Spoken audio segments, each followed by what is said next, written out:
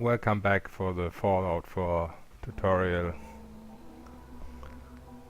So I skipped the Red Rocket station because pretty much I was doing the same as I did in Sanctuary, just scrapping everything and building paintings, signs and mats. So as you can see, I'm level 15 now and could have paused the video there for the perks I took. And finally here, you can totally skip this, but it's a pretty nice boost of XP and you get some loot and safe passage through here whenever you wanna go back to Sanctuary or whatever. So I go around here first because usually there's a radar scum behind the barricade, but Preston already killed it. That sometimes happens. So you are not really afraid of the normal raiders here, but there's 2 or 3 radar scums you're afraid of. You don't want to fight fair. The other one is back here. I don't know if there's radar scums on lower level, but I'm pretty sure this is scripted and there's always radar scum, but I could be wrong since there is such a thing as leveled enemies in this game. And yeah, just sneak attack this one.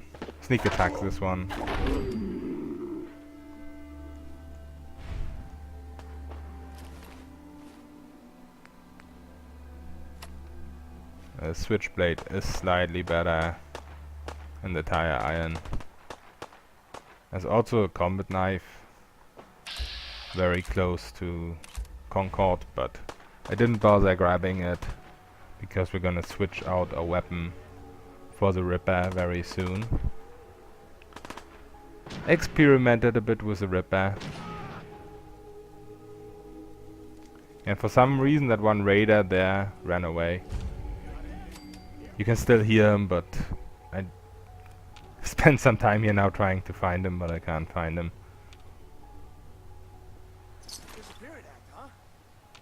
Hey, up here, on the balcony.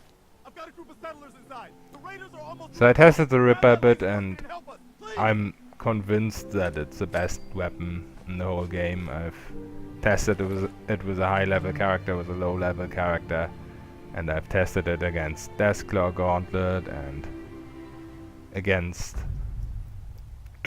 Kremel's Tooth and against Pigman's Blade, against pretty much any other melee weapon there is. And just the fact, well, 2 facts about this weapon, why it is so awesome. 1 fact in VATS, every single VATS hit is actually 7 hits with the weapon, so if you sneak attack, you get a guaranteed 7 hits of a sneak attack. Depending on your stealth level and on the enemy line of sight, you might get more than that, you might get 14 or even more. So it's pretty crazy. And the second reason is that if you're outside of VATS and melee enemies like dogs or ghouls, stuff like that rushes you, you just keep pressing left click and they will pretty much kill themselves.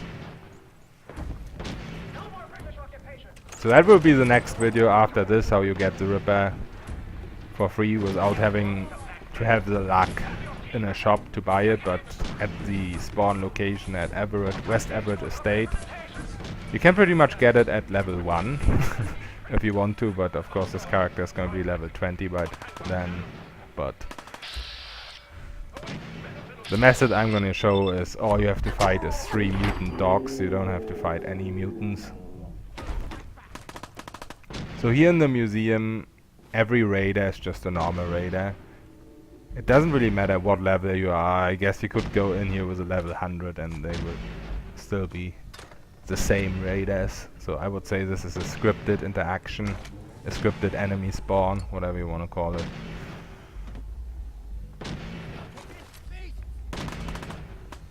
And the good thing about being high leveled is just certain perks, which are really amazing, come with a higher level. For example, with level 17 already, this character is already level 15 as you saw, and with level 17 you already get minus 30% damage, or you get 30% damage reduction from the Lone Wanderer. You get plus 100 carry weight. And you will pretty much have done no combat except for this here now, which is all very easy to do.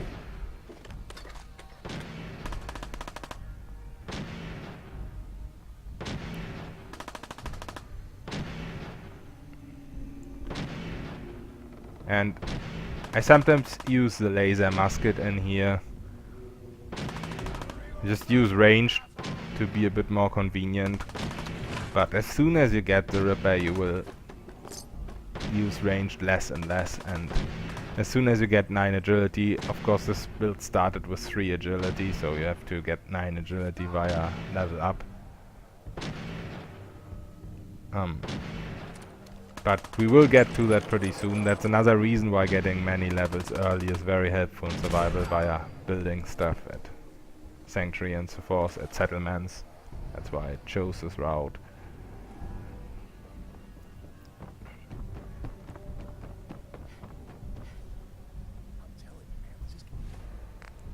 And now there will be some very embarrassing sequences of how much I suck with aiming weapons. That's why I use melee and VATS all the time.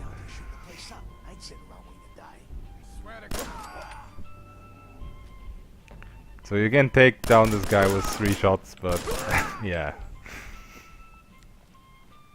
As I said, I'm pretty embarrassing that way.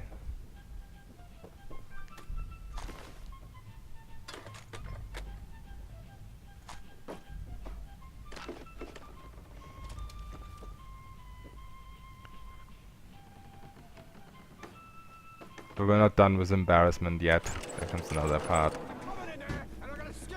So this isn't really a tutorial video in itself, because most people probably know how to get through here. But I didn't want... I already left out the Red Rocket truck stop. I did record the footage of me leveling up to 15, but then I realized that it's just super... Yeah, so there we go. I just can't shoot. Yeah, I did record it and I wanted to upload it first, but then I realized it was just the same as I already did in Sanctuary, so I just skipped it. But I could have skipped this one as well, because most people know how to do all this stuff, but I wanted to have kind of an update before I get out with a video how to get the Ripper, and my character's like level 20 all of a sudden, something like that. I thought that was a bit too big of a jump.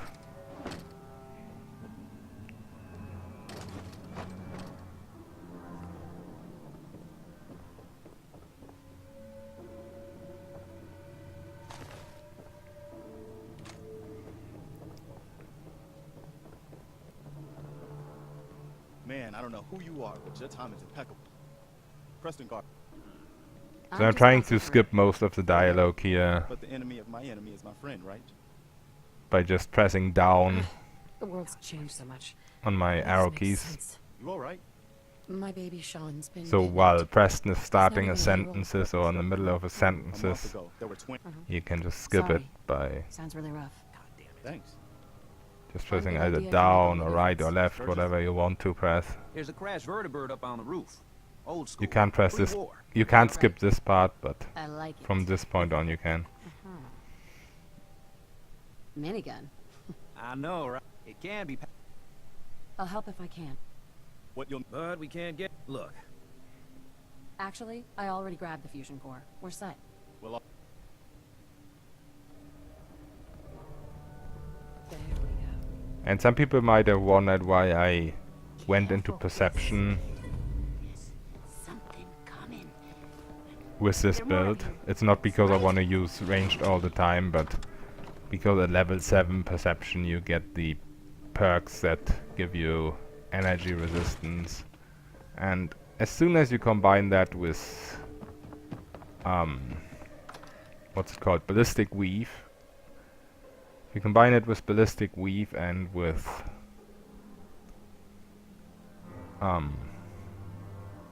the 30% damage reduction you have from Lone Wanderer at level 17. Second perk. Then all these three things you can get the rat resistance one, you can get the energy resistance one. Rat resistance is an endurance, by the way, and also, of course, damage resistance is an endurance. So this is the only time I'm gonna put on a power armor in game. After this I'm not ever gonna put it on again.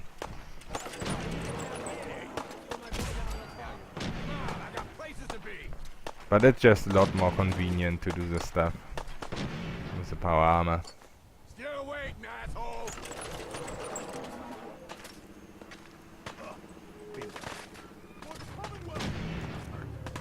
If you wanted to really do a restricted melee playthrough, which you totally can do in new survivor mode, you just wanna skip Concord until you have the Ripper. And maybe even until you have Ballistic Weave.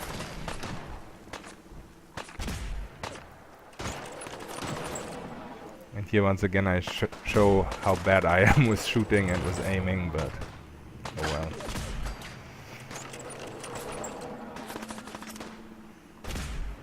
The recoil sometimes makes it... The recoil and the constant reloading sometimes makes it weird.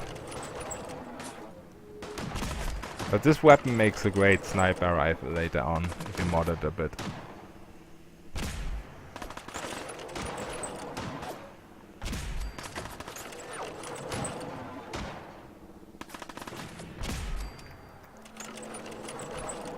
Also, even in the almost unmodded version, I mean, the mods you can put on this by default without having any perks invested, it's gonna be really, really good in the Switchblade, where you get the Ballistic Weave, which I'm gonna show as well, of course.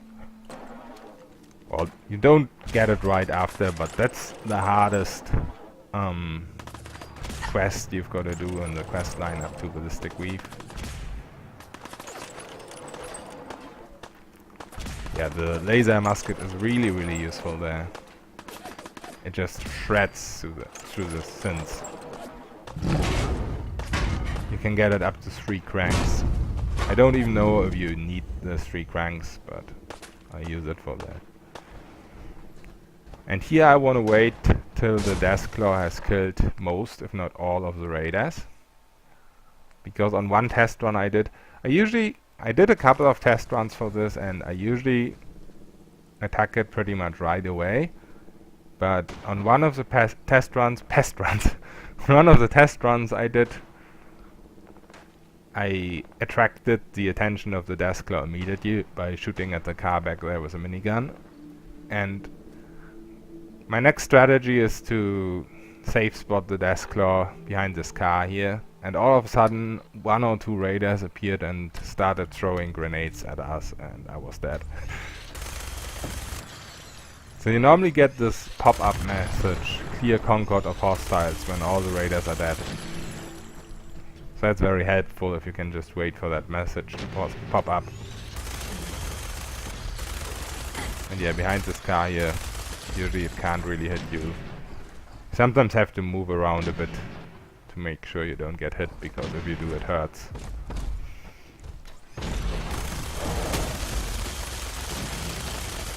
And since this is new survival mode and you get adrenaline, you just shred through the Deathclaw a lot quicker with a lot less bullets.